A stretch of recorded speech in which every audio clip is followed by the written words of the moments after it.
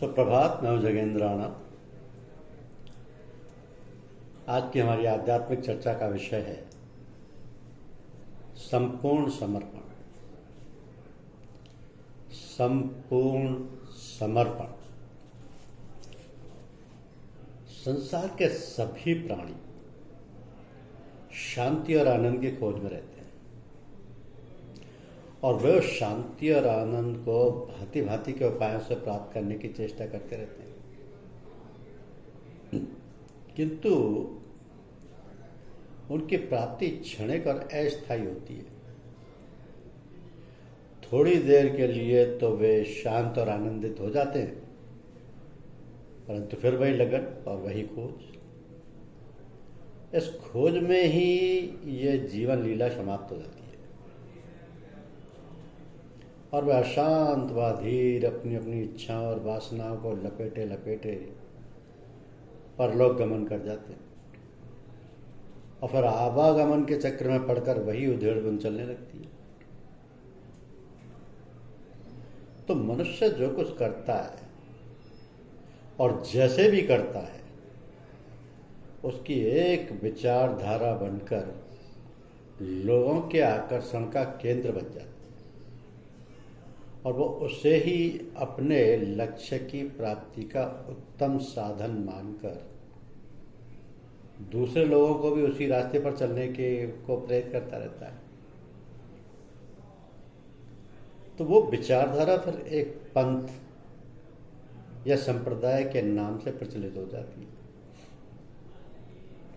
इन प्रचलित संप्रदायों और पंथों में जो शिक्षा दीक्षा दी जाती है,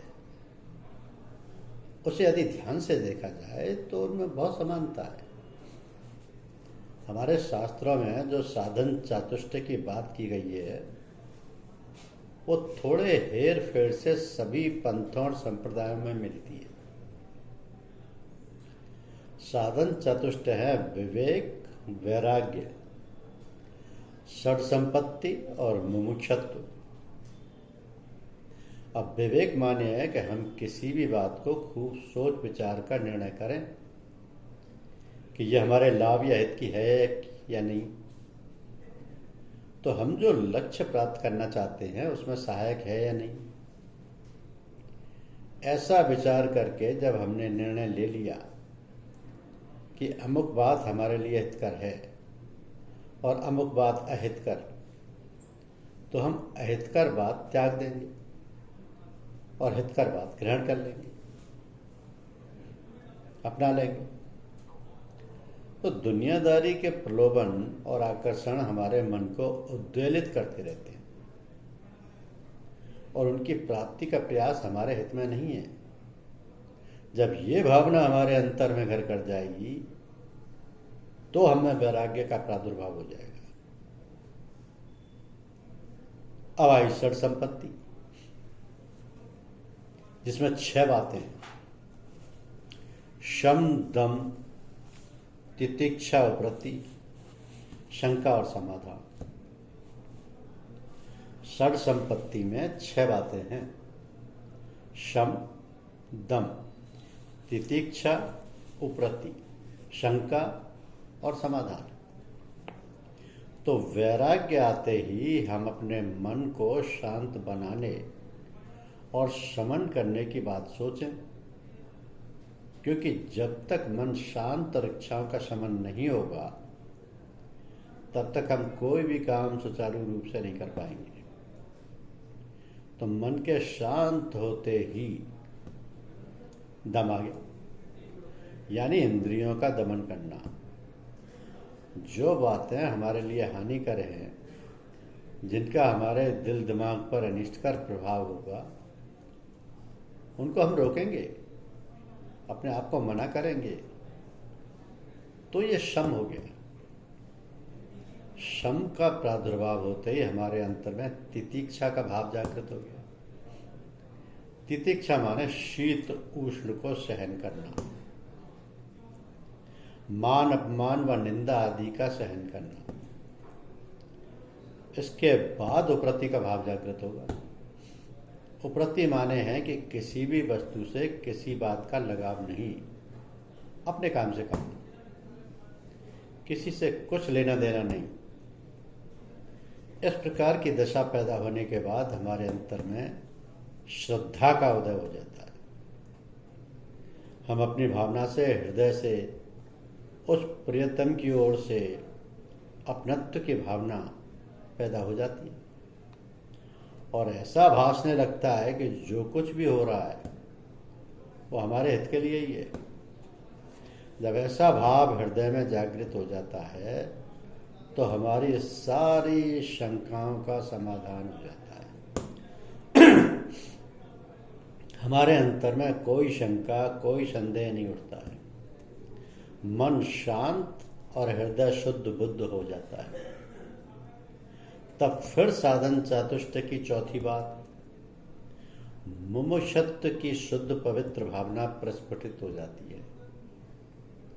अब ये मुमुक्षुत्व की भावना ऐसी है जिससे संसार के सारे बंधन कट जाते हैं। हमारे अंतर में शांति और आनंद का सागर लहराने लगता है। मन में किसी प्रकार की उद्वेलता, उद्विग्नता नहीं रहती। मनुष्य शुद्ध बुद्ध मुक्त स्वरूप बन जाता है। तो हमने बहुत ध्यानपूर्वक विचार किया, पुस्तकों का अध्ययन किया, नाना प्रकार के धर्म और संप्रदाय वालों से विचार विनिमय किया, तो हमने यही पाया कि साधना जगत में सभी एक दूसरे से मिलते हैं और उन सब में साधन चातुष्ट को किसी न किसी तरह से लेकर चला गया है। तो ये जो लोगों में विभिन्नता दिखाई देती है विभिन्न संप्रदायों में, वो केवल भ्रम मात्र है।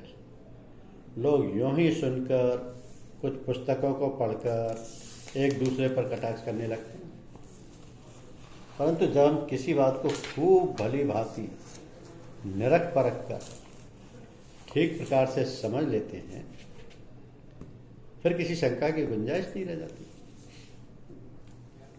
और राग द्वेष की भावना समूल नष्ट हो जाती है। तो साधन चतुष्ट का विधिवत अनुसरण किसी विज्ञ पुरुष की देखरेख में करने से, उससे विधिवत शिक्षा दीक्षा लेने से सफलता आसानी से मिल जाती है। परमात्मा को जानने वाले पथ प्रदर्शक भले ही कम हैं, परंतु ऐसा नहीं है कि है ही नहीं, और खोजने पर मिल भी जाते हैं। तो हमारे धर्म की जो प्राचीन शैली थी, उसमें धर्म, अर्थ, काम, मोक्ष की शिक्षा दीक्षा प्रारंभ से ही चलने लगती थी और अलग से कोई साधना करने की आवश्यकता नहीं पड़ती थी। जब आप प्रारंभ से ही धर्म, अर्थ, काम और मोक्ष की शिक्षा दीक्षा करते हैं तो अलग से कोई साधना करने की आवश्यकता नहीं पड़ती। मगर अब वो शैली, वो परिपाटी, वो गुरुकुल और वो ऋषिकुल की आश्रम व्यवस्था नष्ट भ्रष्ट होने से जीवन धारा बदल गई और हम अपने कर्तव्य को भूल गए। तो पाश्चात्य सभ्यता के प्रभाव ने हमारी संस्कृति को दूषित कर दिया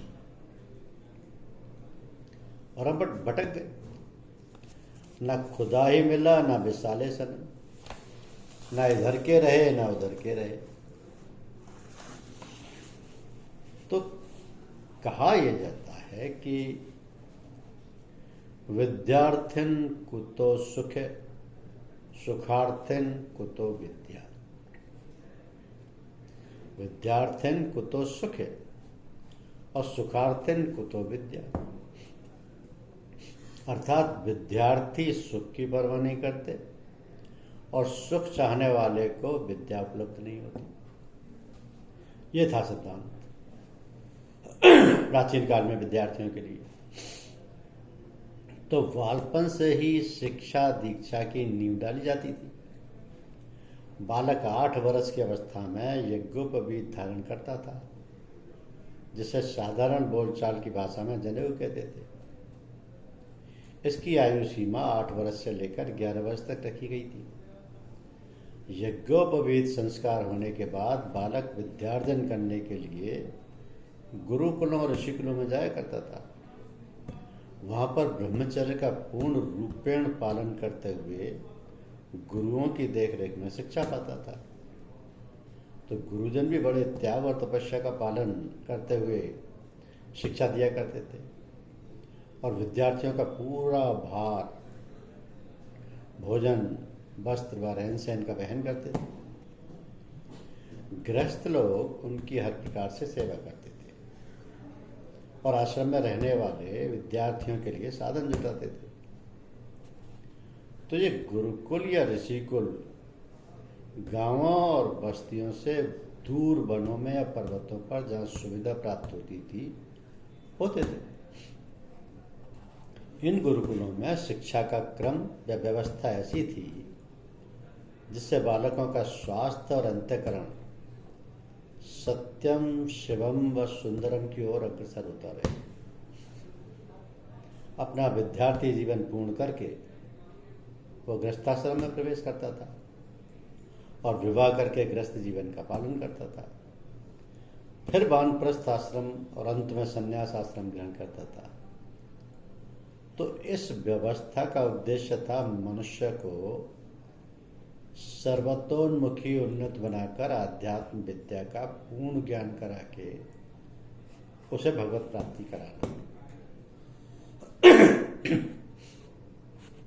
अब ये व्यवस्था ऐसी सुंदर और आदर्श थी कि मनुष्य को जीवन को सफल बनाने के लिए कोई अलग से प्रयास नहीं करना पड़ता था। विद्या अर्जन के साथ साथ स्वास्थ्य, मन और मस्तिष्क भी उन्नत होता जाता था, परंतु समय बदलता गया और हमारी रहन सहन व पठन पाठन की व्यवस्था बदलती गई। वर्तमान समय में शिक्षा का उद्देश्य मात्र जीविकोपार्जन ही रह गया है और उसका मनुष्य के चरित्र निर्माण से या उसकी आध्यात्मिक उन्नति से कोई संबंध नहीं रह गया। आज के युग में यदि हम आध्यात्म के विषय में जानना, समझना और सीखना चाहते हैं तो उसके लिए विशेष प्रयास करना पड़ता है। जो उस विषय के जानकार हैं, पूर्ण ज्ञाता हैं,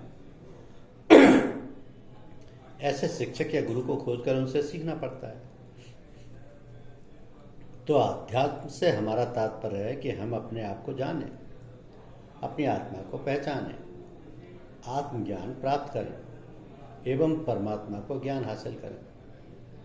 तो आत्मज्ञान के इच्छुक साधकों को चाहिए कि बहुत सोच विचार कर इस ओर अग्रसर हों। साधक को चाहिए कि पहले अपने आप में निश्चय कर ले कि आखिर उसकी चाहना क्या है, साधना के लिए वो आवश्यक त्याग कर सकता है कि नहीं। ये सब सोच विचार करके ही कदम आगे बढ़ाना चाहिए। कहा गया है कि संभल कर पैर रखना हजरते दिल, तुम जरा आगे। संभल कर पैर रखना हजरते दिल, तुम जरा आगे, कि है उल्फत के कूचे में नफा पीछे जरर पहले। बहुत पुरानी बात है, बाबूजी के ज़माने की, कि हम लोगों के साथियों में एक भाई के पिता थे जिन्हें हम कक्का कहा करते थे। वो सूद और ब्याज के लेन देन का काम करते थे, जो कि आध्यात्म पथ पर चलने वालों के लिए निषिद्ध माना जाता है। हम लोगों के कहने पर भी उन्होंने सूद का काम बंद कर दिया। और फलस्वरूप उनके पास धन की कमी हो गई। जब उन्होंने देखा कि हम धन से बिल्कुल खाली हुए जाते हैं, तब एक दिन बोले, भैया अब इतनी पूजा ठीक है, धन की कमी इससे ज़्यादा नहीं होनी चाहिए। और उन्होंने सूद का काम कर शुरू कर दिया। ये सुना हम लोगों को बहुत हंसी आई। मतलब ये कि उनकी भगवान की चाह इतनी प्रबल नहीं थी जितने की धन की, और इसी कारण वो अधिक देने से राह पर नहीं चल पाए।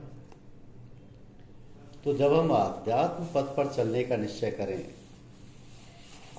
तब सांसारिक चीजों का मोह त्यागने को तैयार रहें। जब हम गुरु करें तो समर्पण के लिए तैयार रहें। शिष्य को गुरु के प्रति सर्वांगीण समर्पण करना चाहिए, संपूर्ण समर्पण करना चाहिए।